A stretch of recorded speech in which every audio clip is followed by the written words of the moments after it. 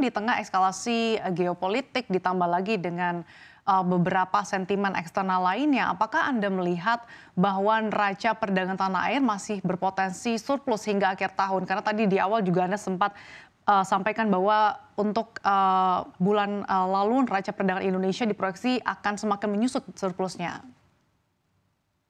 Ya, sebenarnya sepanjang tahun ini kami melihat masih akan surplus Mbak Sasa, karena komoditi utamanya itu memang harganya ada slight uptick nih karena konflik geopolitik. Jadi mungkin kalau kita ingat ya waktu Rusia Ukraine War pertama kali itu kan sebenarnya penyebab kenapa harga energi prices naik, coal, CPO gitu ya. Mungkin itu akan jadi blessing in disguise buat komoditi ekspor utama kita. Cuma memang seperti yang disampaikan Pak Beni tadi, untuk manufacture product cost-nya jadi naik gitu. Jadi itu yang mungkin akan less kompetitif. Tapi overall karena bulk-nya masih komoditi untuk ekspor total kita itu, kita masih melihat surplus neraca perdagangan akan berlanjut di tahun ini gitu ya. Jadi tapi memang size-nya akan mengecil gitu. Jadi kalau kita lihat mungkin tahun lalu itu bisa sampai 30-ish billion dollar gitu ya. Di tahun ini mungkin kita lihat mungkin 10 to 15 billion dollar. Nah, ini yang menyebabkan kalau kita bicara neraca perdagangan masih surplus, tapi current account-nya, transaksi berjalannya, ini yang akan mengalami defisit gitu ya. Jadi defisitnya tahun lalu udah terjadi, mungkin masih narrow, sangat narrow, 0,1% GDP. Di tahun ini kita expect bisa 0,8 sampai dengan 1% GDP untuk transaksi berjalan. Mungkin itu Oke. Mbak Sasa. Dengan neraca perdagangan yang diproyeksikan masih akan surplus hingga akhir tahun ini, seperti apa ekspektasi Anda terhadap arah pergerakan rupiah? Apakah masih bisa dijaga di level 16.000 dan pelemahannya tidak begitu dalam lagi seperti dengan beberapa waktu lalu, Pak Irman? Iya, berbicara tentang pergerakan nilai tukar rupiah memang ini sangat bergantung kepada uncertainty dari tadi geopolitik dan juga arah kebijakan moneternya The Fed gitu ya. Karena kita masih berbicara tentang ketidakpastian yang sangat tinggi nih di global. Tapi kalau misalnya kondisinya sekarang tidak ada faktor yang surprising lagi gitu ya, seperti yang terjadi di April 13 kemarin, di mana konflik geopolitik itu meletus, kemudian data-data actual inflasinya AS juga masih sticky, harusnya rupiah memiliki potensi untuk menguat gitu ya. Kalau kita lihat sekarang arah rupiahnya sudah menguat lebih baik daripada perkiraan Bank Indonesia. Kalau kita ingat di konferensi persnya rapat Dewan Gubernur BI di April lalu, kita ingat level 16.000 itu rata-ratanya baru akan tercapai di kuartal 3, itu ekspektasi dari BI. Di kuartal 4, nilai tukar rupiahnya akan sekitar 15.800. Nah, tapi ini terjadi lebih cepat daripada perkiraan BI karena apa? Karena tadi faktor BI naikkan suku bunga itu sangat matters. Kedua, data-data inflasi di US juga ternyata walaupun sticky tapi tidak lebih kuat daripada perkiraan.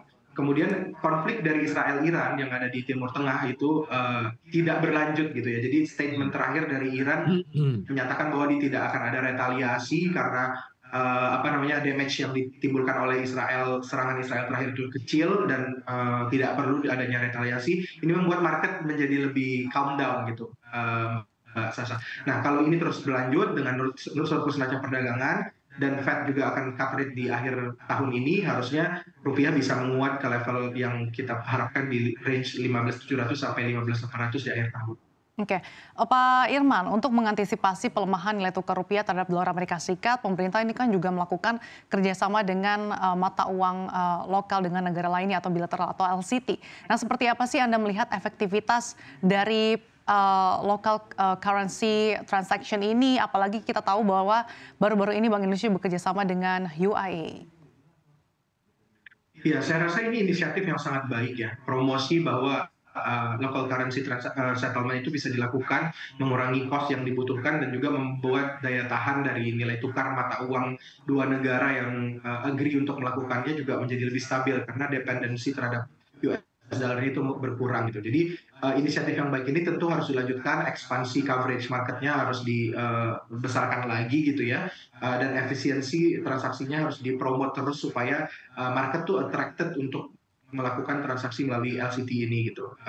Namun memang kalau kita lihat dari size-nya gitu, balik lagi ya kalau kita lihat impact-nya itu size matters gitu.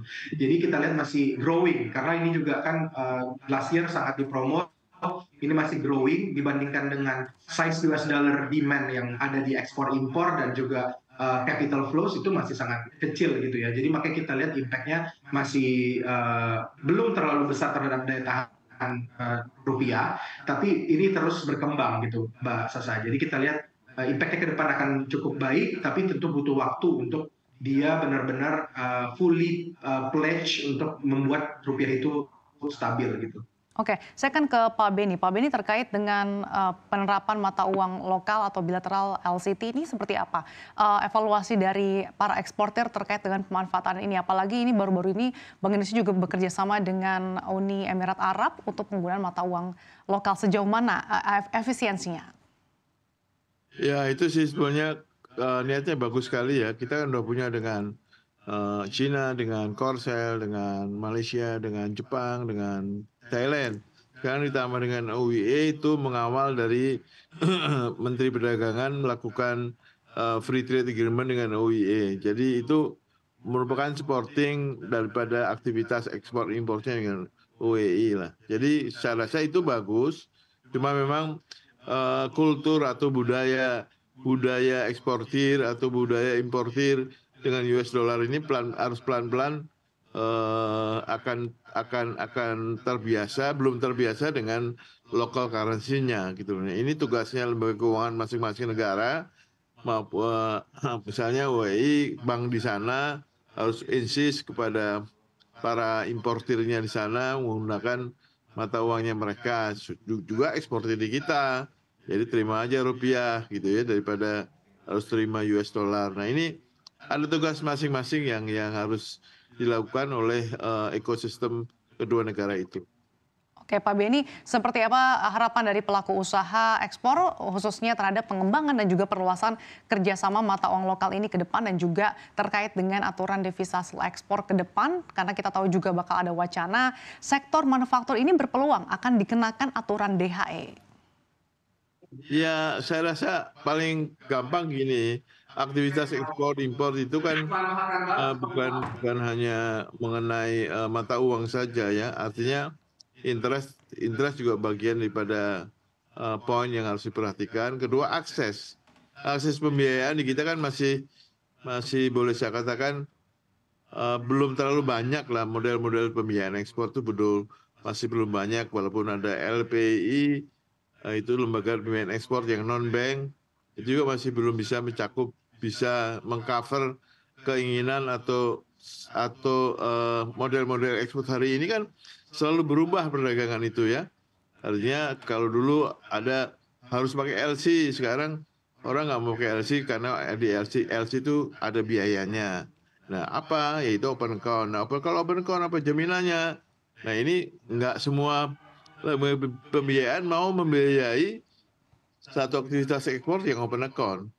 Nah, ini kan tentu mungkin ada lah bank yang mau, tapi harus ada jaminan kolateral yang lebih besar lagi gitu. Nah, ini proses, Mbak, ini proses yang harus disadari bersama kalau kita mau ekspornya tambah besar.